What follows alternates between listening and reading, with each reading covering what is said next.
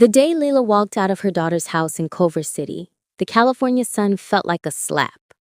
73 years old, clutching a canvas tote with 2 changes of clothes, a cracked photo of her late husband, and $742 in Social Security cash, she told herself the heat was just weather, not betrayal. Not the sting of her only child, Vanessa, saying, "Mom, we love you, but you're in the way. The kids need space. You need rest." Rest. The word tasted like rust. Vanessa's husband, Greg, had nodded from the kitchen island, scrolling real estate listings on his phone. Their teenage twins, Ava and Ethan, stared at their screens. No one met Lila's eyes. She took an Uber to the Venice Beach boardwalk because it was the only place she could think of where nobody asked questions. The driver, a kid with a man bun, glanced in the rearview. "You okay, ma'am?" "Never better," Lila lied. She checked into the Sea Spray Motel, $89 a night, peeling teal paint, the smell of mildew and old fryer grease drifting from the attached diner. The clerk, a tattooed woman named Juno, slid the key across the counter. "Room 12, ocean view if you squint." That night, Lila sat on the sagging balcony and watched the Pacific swallow the sun. She thought about dying here, invisible. Then she thought about her mother, who'd raised 6 kids in a South Central bungalow with nothing but grit and a pressure cooker. Lila had once been that fierce. She'd managed a 30-person accounting department at a Century City firm until she retired at 65 to help Vanessa with the twins. 8 years of diaper changes, PTA bake sales, and midnight fevers. 8 years of being told her spreadsheets were cute, but Excel has templates now, Mom. She opened her tote, pulled out the cracked photo of her husband, Ray. He died 20 years ago, but his voice still lived in her head. "Lena May, the world don't hand you nothing. You build it." The next morning, she walked the boardwalk in orthopedic sneakers and a sun hat the color of cantaloupe. She passed juice bars, crystal shops, and a shuttered yoga studio with the hand-painted sign, "For sale by owner, make an offer." The building was a 1920s stucco box, cracked but proud, with arched windows and a faded mural of a lotus on the side. A phone number was scrawled beneath the sign. Lila dialed before common sense could stop her. The owner, Marisol Vega, sounded exhausted. "My abuela left it to me. I'm in Fresno. Roof leaks, plumbing's a nightmare. I just want it gone." "How much?" "$75,000, cash." Lila had $742. She laughed. Sharp, free, the first real sound she had made in weeks. "I'll give you $30,000. Owner financed, 5% interest, payment start when the studio turns a profit." Silence. Then, "Lady, you're nuts, but I'm tired. Come by tomorrow with a contract." Lila hung up and felt her pulse in her fingertips. She had no collateral, no credit, no cosigner, just 20 years of balancing multi-million-dollar budgets and a lifetime of refusing to quit. She spent the day in the Los Angeles Central Library, printing free legal templates on the public computers. She drafted a purchase agreement, a promissory note, and a business plan on lined notebook paper. She titled it Pacific Harmony Yoga and Wellness Studio. The next week, Marisol signed. Lila moved into the studio's back office, a closet with a futon and a hot plate. She sold her wedding ring for $2,800, used it to patch the roof, and painted the walls herself in coastal blues in sage. She named the mural Lotus Ray in tiny gold script no one would notice. She posted flyers, grand opening, donation-based yoga, all levels welcome. She taught the only class she knew, gentle stretches she'd learned from public television at 5 a.m. 3 people showed up. By week 4, 30. By month 3, the studio broke even. Lila's secret weapon was the diner next door. The Sea Spray's cook, a wiry ex-con named Dante, made acai bowls that tasted like vacation. Lila convinced him to sell them in the studio lobby. She added cold-pressed juices using fruit from the farmer's market at dawn. She learned Instagram from a 16-year-old student in exchange for free classes. 1 year in, Pacific Harmony had 200 members, a wait list, and a second location in Santa Monica. She hired Juno from the motel as manager. She paid Dante equity. She wore lemon tunics now, not orthopedic sneakers. Her granddaughter, Mia, Vanessa's oldest, 19 and secretly texting Lila from UCLA, sent photos of her film school projects. Nana, I got into the directing program, but Mom says we can't afford it. Lila opened a high-yield savings account labeled MIA's Future. Every profit went in. She told no one. Year 2, 4 studios. Year 3, 8 plus an online subscription platform. Year 4, a skincare line using algae from the Pacific. Year 5, Pacific Harmony Retreats, luxury wellness resorts with oceanfront yoga pavilions, infrared saunas, and farm-to-table cafes. Celebrities started tagging Pacific Harmony on Instagram. A Grammy-winning singer credited Lila's moonlit yin class for her vocal recovery. Lila moved into a glass-walled penthouse in Marina Del Rey. She drove a white Tesla Model S with vanity plates, Harmony. She was 78, worth $42 million, and still taught the 6 a.m. gentle class every Sunday. She hadn't spoken to Vanessa or Greg in 5 years. The twins, Ava and Ethan, had unfollowed her on everything. Only Mia kept a thread alive, FaceTiming from dorm rooms and film sets, whispering, "I wish you could meet my professors, Nana." Then came the call. "Nana, please come to my graduation, UCLA School of Theater, Film, and Television, May 23rd. I know it's been forever, but I need you in the front row." Mia's voice cracked like thin ice. Lila stood on her balcony, city lights glittering below like spilled diamonds. "Your parents will be there.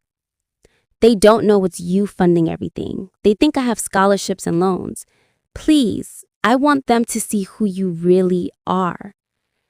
Lila closed her eyes. She pictured Vanessa's face when the truth hit. She pictured Ray smiling. "I'll be there, Mija." She called her assistant, Priya. "Clear my calendar, book the jet, and have the team prep the new Malibu retreat for a post-ceremony reception. Full staff, press list, the works." The morning of graduation, Lila wore a cream silk jumpsuit tailored in Paris, sandals hand-beaded by Oaxacan artisans, and the pearl earrings Raid had given her on their 30th anniversary. Her silver hair was swept into a low chignon. She looked like money that had earned every cent. The Rolls-Royce Phantom glided onto campus. Paparazzi, tipped off by Priya, swarmed. Lila stepped out, sunglasses flashing. "Nana!" Mia ran across the quad in her cap and gown, film reel tassels swinging. She threw her arms around Lila's neck. "You came!" Wouldn't miss it for the world. They walked arm in arm toward the theater. Vanessa and Greg stood near the entrance, holding programs, looking smaller than Lila remembered. Vanessa's hair was dyed a brassy blonde.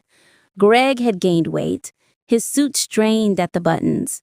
The twins flanked them, absorbed in their phones.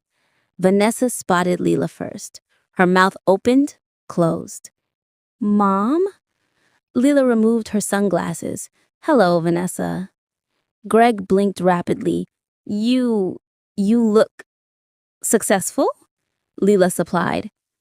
Mia squeezed her arm. "Nana's my guest of honor. She paid for every semester, every camera, every edit bay.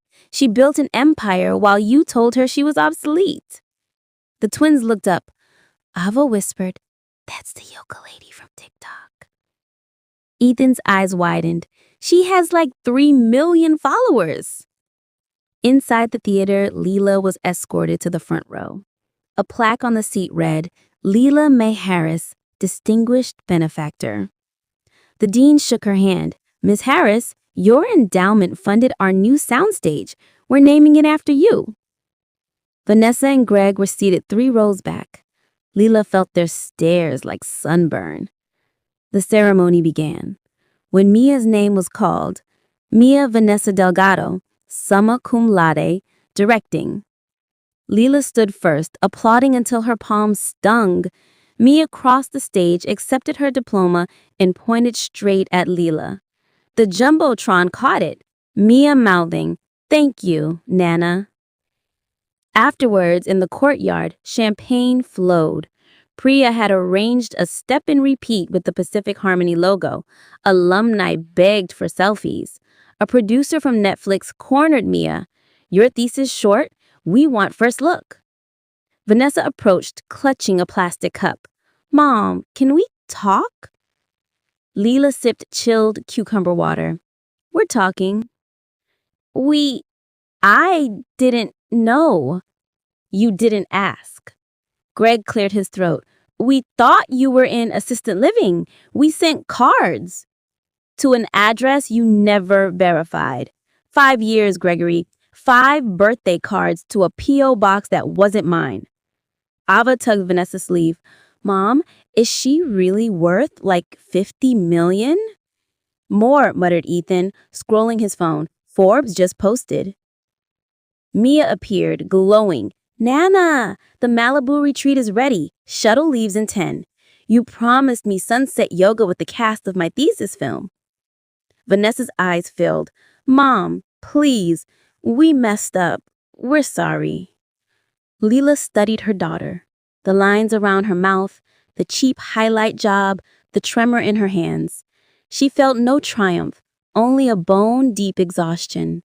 Sorry is a start, but starts don't rebuild trust. They earn it.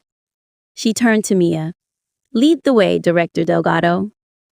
The shuttle was a sleek Mercedes Sprinter, interior wrapped in eucalyptus and linen. Lila sat up front. Mia slid in beside her. Vanessa hesitated at the door. "There's room," Mia said quietly, "if you're willing to listen." Greg nudged Vanessa inside. The twins followed, wide-eyed. The drive to Malibu took 40 minutes. Lila stared out the window, ocean blurring past. She thought of the first night in the yoga studio, sleeping on a futon with the sound of dripping pipes. She thought of Ray's voice. "Build it." The retreat unfolded like a dream. White stucco villas tumbling down a cliff to a private cove. Staff in linen uniforms greeted them with coconut water infused with mint. The yoga pavilion cantilevered over the waves, teak floors warm from the sun. Lila kicked off her sandals. "Class starts in 5. Mats are rolled, no phones." She led them through a slow vinyasa, sun salutations timed to the tide. Vanessa's downward dog trembled. Greg's warrior 2 collapsed. The twins giggled, then stopped when Lila's gaze pinned them. Mia flowed like she'd been born to it. At the end, in Savasana, Lila spoke softly. 5 years ago, I was told I was finished. Too old, too slow, a burden. I believed it for one night. Then I decided the story wasn't over. She sat up. The others followed. "Vanessa, Greg, you taught me I could survive without your love. Mia taught me I could thrive with it. The difference is choice. Every day, you choose who you are. Today, I choose to let you witness who I became without you. Tomorrow, we'll see." Dinner was on the terrace. Miso-glazed black cod, heirloom tomato salad, hibiscus sorbet. The chef, a James Beard winner, credited Lila's vision. A string quartet played covers of Mia's favorite film scores. Vanessa cornered Lila near the infinity pool. "We're losing the house. Greg's startup tanked. I took a job at a call center. We're drowning." Lila swirled her rosé. "And? Can you help?" "I am helping. Mia's film premieres at Cannes next month. I'm funding the marketing. She'll hire crew, maybe even you, if you learn to respect the craft." Vanessa's face crumpled. "I don't deserve—" "No, Lila cut in. You don't. But Mia does. And she wants you there. So you'll earn it. Start by showing up. On time. No excuses. Greg joined them, sheepish. I could manage something? Facilities? I'm good with spreadsheets. Lila almost laughed. Send a resume to HR. Blind. If you're the best candidate, you're hired. If not, you're not. My empire runs on merit, not blood. The twins approached, tentative. Ava held out her phone. Nana, can we follow you now? Lila took the phone, followed herself from their accounts, then handed it back. Post something real, not curated. Real. 6 months later, Vanessa was assistant producer on Mia's short film, learning Final Cut Pro at night. Greg managed maintenance for the Santa Monica studio, promoted twice for efficiency. The twins interned in social media, crafting reels that went viral. Lila stood on the same Malibu terrace at sunrise, leading a private class. Vanessa's tree pose no longer wobbled. Greg's breath was steady. Mia filmed it for the retreat's promo. After Savasana, Lila addressed them. Family isn't a debt you collect. It's a garden you tend. We're planting again. No guarantees it'll bloom, but we water it anyway. Mia hugged her. You taught us harmony isn't perfection. It's showing up. Lila looked out at the ocean, endless and unafraid. At 79, she was no longer the woman who'd been discarded. She was the tide, constant, powerful, reshaping the shore one wave at a time. And for the first time in years, she allowed herself to hope the garden might grow.